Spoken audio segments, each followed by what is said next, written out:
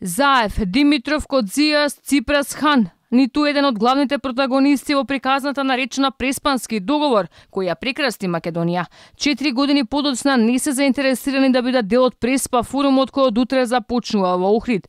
Министерот за надворешни работи Бујар Османи, кој ја прави и целата организација, воопшто не испратил ниту покана за нивно учество. Се правда оти темата не била подпишувањето на договорот, туку ситуацијата со интеграциите на Западен Балкан, а нивното присуство не било потребно. Преспа форумот за диалог не се однесува само на Преспанскиот договор. Тоа е платформа во која што дипломатијата и политиката од светот се сретнува за да разговара за актуелните прашања. Оваа година е Западен Балкан во рамки на новата безбедносна архитектура. Тоа е темата.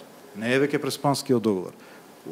Агресијата на Русија врз Украина, влијанието врз Западниот Балкан, како понатаму од безбедносен аспект, и затоа не се поканети подписниците, бидејќи ова не е дел од темата, не е Преспанскиот договор. Заев и Димитров, кој Преспански го прикажаа како успешна приказна во која македонскиот народ изгуби се смени името на државата, се согласивме да се откажеме од целата историја и да прифатиме дека таа е грчка, и му доволивме се што побараа грците, не добивме ништо. Сега воопшто не се ни појавуваат во јавност, ама не се ниту на листата учесници на форум кој произлезе од договорот на кој што лично тие ставија подпис.